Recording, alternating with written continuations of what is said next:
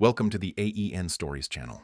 I was 46 the year the house finally stopped feeling like a project and started feeling like a place that would outlast me. You don't really finish a house you build yourself, you just run out of things you can't live with. I poured the slab with 2 friends and a borrowed mixer that shook like a cheap carnival ride. I framed it in a window that made every nail feel like a bet I was losing. I ran pecs like veins and pulled wire through studs while my son, Oliver, fed me fish tape and learned to swear at just the right volume. By the time the grass took in the spring, I knew every board in that place by sound. I wanted to hand it to my family like a gift you unwrap over years. Rebecca is 40. We met when we were both younger and better at pretending. I was a carpenter who could make a crooked wall look righteous. She worked in medical billing, which is basically reconciling other people's mistakes while trying not to make new ones. Oliver came along, and for a long time the math of our life balanced. I made the money you can count, she made sure it went where it was supposed to go, and we tried to keep the fights about small things so they wouldn't turn into fights about the big ones. The house took 5 years of weekends and evenings, paychecks turned into lumber and insulation, YouTube videos watched with a flashlight between my teeth. I learned to respect inspectors and neighbors and the way wind can make you feel like God's editor. I made mistakes and hid them under drywall because I'm not a saint, and sometimes you let the stud spacing be a confession no one else needs to hear. Oliver grew up alongside the build. He learned to cut tile without bleeding. He knows the smell of glue that's gone off. If you asked him the difference between a joist and a rafter, he wouldn't give you a smart answer, he'd give you the one I grew up with: a joist holds your floor, a rafter holds your sky. When we set the front door, solid maple that weighed as much as a man, I saw him move in a way that made me think I could be something other than a cautionary example. People talk about houses like they're investments, and sure, there's a spreadsheet version of what I built. But the truth is, a house is a promise you try to keep. I told myself that this place would be proof that I did one big thing right. The envelope showed up in March, the kind of white that's not really white, printer toner white, corporate white. I almost pitched it with the coupons and the catalog we never ordered. Important, action required, it said, which is a sentence I associate with people who sell car warranties. I opened it because sometimes you listen to your future even when you're not in the mood. Past due, the header shouted, and then the rest of the paragraph tried to calm me down with passive voice. Your first payment is more than 30 days late. Please remit $3,584. 12 to bring your account current and avoid negative credit reporting or foreclosure proceedings. Account number. Loan number. Property address, my address. I stared at it long enough for the ink to feel wet. Then I checked the name. Borrower, Rebecca Daly. Co-borrower, lender, something with a bird in it, one of those banks that tries to sound like a tree. I walked to the kitchen. The house hummed around me, polite, like a dog that knows you're about to drop a plate. Rebecca was washing grapes at the sink, an act of domestic normalcy that suddenly seemed like a trick. "What is this?" I asked, holding the letter up like a cop. She looked at it. "Didn't touch it." "It's nothing," she said, a sentence women like her can use as an umbrella in a thunderstorm because they've had practice. "It says we're 60 days late," I said. "It says foreclosure if we don't pay. It says we owe 3 months on a loan I didn't sign." She kept washing grapes. "It was a refinance," she said, and that word looked wrong in her mouth. "Just a small one. For the house. The rate was good. We needed cash." "Needed," I said. "For what?" "For a project," she said, and I watched her pick the word like you pick up a hot pan. "A business thing." "Whose business?" She didn't answer. The silence in that kitchen turned into something with claws. I looked at Oliver, who had been doing algebra at the table, pencil spinning like a propeller he was trying to start. He watched us and pretended he wasn't, which is the most honest thing a 15-year-old can do. "You put a loan on the house," I said, voice doing the thing it does when I'm trying not to scare anyone. "Which is pledged. Which means if you don't pay, they take the place I built. Without me." "Without." "I meant to tell you," she said, and I could tell she believed that in the same way people believe they meant to call their mothers and meant to stop eating sugar. "It was to help someone," she added, and then she said his name. I knew the name. The someone had a landscaping company that lived mostly on Instagram and handshakes. I'd seen him once, too close to our fence, the kind of man whose shorts cost as much as my table saw. He'd shaken my hand like we were friends and looked past me for the camera I didn't have. "How much?" I asked, though the number in the letter was already busy building its own friends in my head. She told me. It was enough to put the bank in the room with us like a person, not enough to be impressive unless you add it to the thing you can't buy back, trust. "When?" I asked. "A year ago," she said, "and that was a whole new fight." Oliver put his pencil down. "Why?" he said, the small why all kids ask and the big one too. Rebecca looked at him and I watched her face rearrange itself into the angle you use when you want your kid to remember the best version of you. "I was trying to help," she said. I wanted us to have options. The house is an asset." "The house," Oliver said, "is our house." I called the bank. I gave them the loan number. The woman on the other end of the line had a voice like a lullaby she'd learned from a manual. "Are you the borrower?" she asked. "I'm the homeowner," I said. "The house is in both our names. The loan is not." "I can only discuss the account with the borrower," she said, and said borrower like a lifeguard says rules. "I'm coming in," I said, "because there are times in your life when the telephone isn't big enough." I called Rebecca's parents because I am still a person who believes in witnesses. Her father, Walt, is a retired machinist who can fix a thing with 3 wrong parts and a story. Her mother, Maureen, prefers theories to tasks and has never let a family conversation end without scoring it. They live 10 minutes away in a ranch house with carpet that remembers every footstep. I told Walt we were going to the bank. He said, "Now?" in a tone that made me glad for him. I told Oliver to get in the truck. He put on his work boots out of habit. The branch manager had hair he was proud of and a tie that needed a chaperone. We sat in a small glass room that made me feel like a fish in a doctor's office. The manager smiled, and then saw the letter and stopped. "This is we usually handle these over the phone," he said, as if shame were a service they provided. "My wife put a loan on our house," I said. "Without telling me. I'm here to find out how you let her and what we have to do to keep you from selling the roof I bled into." He looked at the file on his screen. "The loan is in Ms. Daly's name," he said, and I could tell he'd practiced that sentence in his mirror. "We verified her income and the property value. There's equity."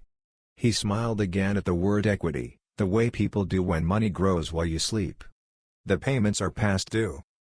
"We received no notice before this," I said, tapping the letter. "There should have been." "They were sent to the borrower's email," he said, polite. Rebecca didn't look at me. That was its own answer. Walt took off his hat like a man at a funeral. "Why'd you do it, Beck?" he asked, his voice a surprise. He never calls her Beck unless he's remembering she used to be a kid who crawled under tables at barbecues. He built the place with his hands. Maureen put her hand on Rebecca's arm. "She was trying to help," she said. "You don't understand the pressure she's under. Daniel, you get so focused. You and your projects. You make this house a religion." "It's a home," I said, and didn't raise my voice because the room had enough broken glass. "May I ask," the manager said, eyes flicking between us like he'd been told to pretend people are good, "how you plan to bring the account current?" "She will," Walt said, and looked at his daughter with the face I hope I never have to use. "You will." Rebecca took a breath like she needed oxygen she hadn't earned. "I can't," she said. "Not all at once." She stopped. "The money will come," she said, in that tone people use when they're trying to make time behave. "You put a lien on my house," I said, quiet. "To fund your boyfriend's business." The manager flinched like a person on a roller coaster he had not signed up for. "We don't need to. We can set up a repayment plan," he said, holding his hands like a man trying to stop a dog fight with breadsticks. Oliver looked at the manager, then at me, then at his mother. "I want to live in the house I helped build," he said, each word put down like a brick. "With Dad. You can come visit. But you put us in a hole and then made us dig alone." "I didn't mean," Rebecca started. "You meant to not tell him," Oliver said, and there it was, the specific. Walt rubbed his face with both hands, then dropped them and stood straighter. "We're going to fix this," he said to me, not to his daughter. "I'll help you. We'll get a lawyer. We'll make sure the title is clean. We'll make this right." He turned to Rebecca. "You're going to sign whatever needs signing to get your name off anything that can take his house." Maureen pulled her hand back like she'd been stung. "That's your daughter," she said. "Don't talk to her like she's a criminal." "She's not a criminal," Walt said. "She's my kid. Who did a thing I don't know how to look at. I'm choosing what to protect." We left with a copy of the loan documents I wasn't allowed to have but which the manager printed, by mistake, and slid across the desk like contraband. In the truck, Oliver stared out the window at nothing good. Walt followed us home in his sedan like a tail car in a parade for the kind of victory nobody wants. It took exactly 3 days for our lives to become a spreadsheet with feelings attached. Walt found an attorney who specializes in the messes that occur when love tries to do math. We sat in a conference room that smelled like coffee and surprise and went through each page of the loan. There it was, the signature, her name in blue ink, a note about improvements, a second note about business capital for a related entity, a set of boxes checked by someone who believes if you fill enough squares, truth can be papered over. "Can we void it?" I asked. She didn't have my consent. "We're married." The house is marital property," the lawyer said. "The loan is not. Different states handle this different ways, ours less helpful. But," she added, holding up a finger, "if we can show misrepresentation to the lender or lack of required spousal consent for a principal residence, we can attack the instrument, or at least control outcomes. It may take court. It will take patience." "I have patience," I said. I ran electrical with a headlamp and a prayer. Oliver nodded like a foreman. Rebecca moved in with her mother 2 days later. She packed a bag like she was going on a trip she didn't want to name. Maureen came to the house and stood on the threshold like she was appraising an enemy. She was unhappy, she said to me, as if I could fix the past with gratitude. "You never make her feel seen." "I see what's in front of me," I said. "You should try it." She made a noise like static and took a lamp that wasn't hers. The first week without Rebecca was quieter in a way that felt dangerous. Oliver and I cooked more than a man and a boy usually do. He told me about a girl who laughs at the wrong time and how he thinks that means she's nervous and how nervous makes him want to be brave in a way that's not loud. I told him about the time I fell off a ladder because I spent more time looking at the thing I was building than the rung I was standing on. He told me those are the same story. Rebecca texted at odd hours. "I'm sorry." He said he'd pay it back. "It was just a bridge. I didn't know how to tell you." I answered sometimes because I'm not good at being mean, and because Oliver sees my phone when it lights up and I want him to know his father is a person who can hold two truths at once, rage and care. Walt came over with a stack of documents and a casserole he didn't make. "Court date in June," he said. "We'll ask for an injunction, titled Quiet Action, all the Latin they used to scare me if I hadn't watched 1,000 closing tables." He slept in our guest room 3 nights the next week because he said Maureen wouldn't stop rehearsing arguments and he needed a room with fewer words. He fixed the squeak in the pantry door and didn't make a big deal out of it. In April, we sat in front of a judge whose hair looked like it had outlasted more storms than most people. Our attorney laid it all out: house built by me, loan taken without me, payment not made, bank calls, risk clear. Rebecca's attorney said phrases like marital asset, unilateral decision under duress, temporary liquidity, and once used the word entrepreneurial with a straight face. The judge looked at Rebecca. "Did you tell your husband?" she asked, which is exactly the only question that mattered. "I meant to," Rebecca said, and there it was again. "Did you sign loan documents pledging the marital residence without your spouse's knowledge?" the judge asked, and there are no verbs fancy enough to hide in. "Yes," Rebecca said, small. The judge turned to me. "Mr. Ward," she said, "I can't undo a loan from this chair. But I can prevent harm while we sort it. I'm issuing a preliminary injunction against foreclosure, ordering temporary possession of the property to you, and directing counsel to commence a quiet title action. Ms. Daly, you may not encumber this property further. You will provide full accounting of funds disbursed and current whereabouts. We will revisit when the bank, who isn't here, is brought in properly. Walt exhaled a noise I've only heard from men when a dog comes home. After court, in the hallway that smells like bleach and lives, Oliver looked at Rebecca. "I want to live with Dad," he said, not harsh, just done. "You can come for dinner. But I'm not leaving the house we built because you decided we were a line of credit." Rebecca cried the kind of tears people think will wash them. Maureen put an arm around her and glared at me like I'd forced the weather. Walt shook my hand, then pulled me into a hug I didn't expect and maybe didn't deserve. "We're going to finish it," he said. "You hear me? We're going to finish it." Finishing, it turns out, takes a different muscle than building. The bank hired a law firm whose website looks like a hotel. They asked for things nobody keeps, the emails you didn't write, the notarizations you didn't know about, proof of moments. Our attorney pushed back and sent letters with words that feel like they're printed on tin. Walt and I went through old receipts and photos to prove sweat equity is a thing you can see. Oliver took pictures of every corner of the house and labeled them like a forensic tech: south wall, dining room, nail set mark from Dad 2019. Rebecca's boyfriend, business partner, sent a text to Rebecca that Oliver screenshotted before it disappeared. "Babe, tell the judge it was for your startup," it said. "They can't take the house if you say it's empowering." Oliver showed it to Walt, who looked like he might swallow his own tongue. Our attorney smiled a terrible smile, and there are few better sights when someone has tried to use words as a weapon and you hired someone who knows how to disarm. In May, the bank came with suits and a settlement offer that assumed I was tired. I am tired. That doesn't mean I give away what I bled into. "We're willing to release the lien in exchange for X," they said, a number large enough to be insulting. "Or we can offer a forbearance and add the arrearage to the back end," which is a phrase that makes lawyers feel clever and men like me feel like we're being told to say thank you while someone tightens a noose. Our attorney said, "We'll see you at the hearing," and the suits blinked in the light. June came with a storm that knocked out power on our block and left us cooking on the grill like pioneers with a freezer full of modern regret. Oliver and I ate on the porch and watched the lightning. He asked me if I was scared. "Yes," I said. "Every day. But scared is not the same as wrong." He chewed and swallowed and nodded like he was making a promise to a version of himself that would need it later.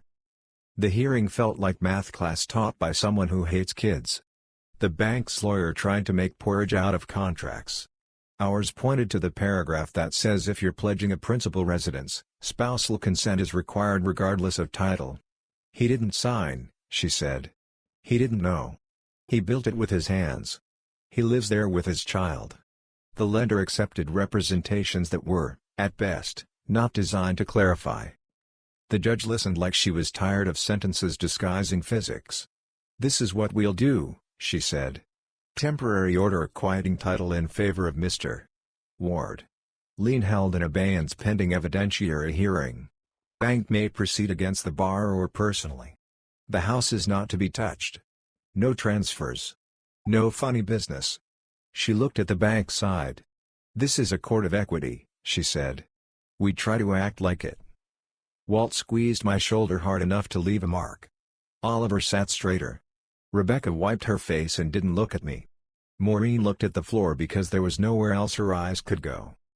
After court, in the parking lot that smelled like oil and apology, Walt put his hands in his pockets and looked at my truck like it had saved his life. "You did it," he said. "We," I said, because I am not too proud to honor the hands that held the rope with me. Living with the aftermath is not a montage. Rebecca sees Oliver on Tuesdays and Thursdays for dinner at her mother's house, where the conversation is mostly scheduling and weather. Sometimes she comes by the house now on Saturdays to pick him up. She stands on the porch and looks over my shoulder at the entryway she picked the paint for, and I can see her remembering the version of us that could argue about eggshell versus satin for an hour because we didn't have anything worse to argue about. We don't talk about the boyfriend. I don't use his name in this house because I read once that names have power and I don't want him to have any inside my walls. Maureen stayed loyal to her story. Her daughter is a woman with feelings, and the world should adjust. Walt adjusted something else. He moved into our guest room 2 nights a week and made it smell like coffee and the paper. He taught Oliver to sharpen chisels like you're making a meal. He taught him to keep receipts in a shoebox and separate by month because someday you'll need to prove a thing you didn't think you'd be required to prove. He sat with me on the back steps and told me about the time he almost signed away a pension for a cousin's big idea and how Maureen talked him out of it and how that memory saves him when he wants to let her worst sentences define her. Oliver started a project in the garage, a long workbench with a vise on the left the way I like it and a shadow board for tools made of plywood we stained too dark. He cut dovetails like a kid who knows YouTube is a teacher but the wood is the exam. I watch him from the side door and sometimes I see my father in the tilt of his neck, a man who didn't build a house but built sons who could. Some nights I walk the rooms after he's asleep and put my hand on the walls like you check a horse before a ride. I feel the heat in the drywall, the strength in the studs. I know where the mistakes lie. I know where I cheated a line and where I overbuilt because I was scared. The house forgives me. I forgive less easily, but I'm trying. There are pictures on the fridge that replace other pictures and sometimes I take down a photo of a Christmas where we were smiling and put up a math test with a grade that isn't the highest but shows work, and that feels like a holy exchange. When the final order came, quieting title, releasing the lien as to the property, bank free to chase Rebecca and her partner for whatever they think they can collect, I read it at the kitchen table twice. The judge's signature looked like a river. I thought about how many people sit where I was sitting and feel like their lives are being stapled to a piece of paper. I handed it to Oliver and he read it with his finger under the words like a kid. "Do we get to keep the house?" he asked, and I said, "Yes, and let the word be a floor." We didn't throw a party. We fixed a loose hinge and made spaghetti. Walt brought over a pie that was more enthusiastic than it was good. Maureen came by the next afternoon with a bag of groceries and an apology shaped like potatoes she peeled at my sink. "I shouldn't have said some of the things I said," she told the faucet. "He didn't treat you like a religion. He treated you like something he could be proud of. I understand the difference now." "I appreciate that," I said, and meant it. Rebecca texted that night, "I'm moving to an apartment. Then, Oliver can come by this weekend if he wants. Then, I'm sorry." She added a sentence she hadn't tried before. I was wrong. I didn't write back right away. I went to Oliver's room and told him he had a choice about the weekend. He said he wanted to finish the bench. "I'll see her Tuesday," he said. "I don't want to miss glue up." He clamped the last board an hour later. He wiped the squeeze out with a rag and looked at me, a little shy. "When I'm older," he said, "if I ever have a house, I want to build parts of it, too." "You will," I said. "And you'll know what not to sign." He grinned, then got serious in that way kids do when they're practicing being men. "I told her the truth," he said. "I told Mom I want to live here with you." She cried. I felt bad. But I also felt honest. It felt like when a board finally seats. "Honesty's loud in the moment," I said. "Then it's quiet forever." That Sunday we sat on the porch with Walt and watched the light change the way it does in June, slow and accurate. The grass needed a cut, the gutters needed a talk, the world needed sending back. "You know," Walt said, "when you started this place, I thought you were crazy." "I was," I said. "I still am." "Good," he said. "Crazy's what gets roofs over heads." I've stopped thinking of the house as the one big thing I did right. It's a lot of small things done again and again, measuring twice, cutting once, fixing what you can reach, asking for help, telling the truth even when it doesn't change the nails, not giving the weather more power than it deserves. People will tell you love is the mortar. Turns out, it's also the level. It tells you when you're off. It makes you adjust. Some nights I hear Oliver brushing his teeth and I think about the man he'll be if I get out of the way and stand where I'm supposed to.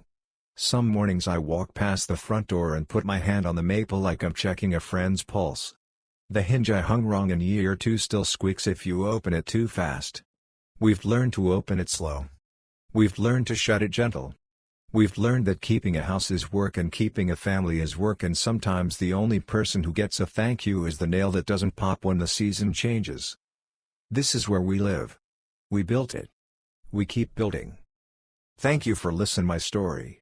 If you want more raw, real, and gripping stories like this one, subscribe to the AEN Stories channel.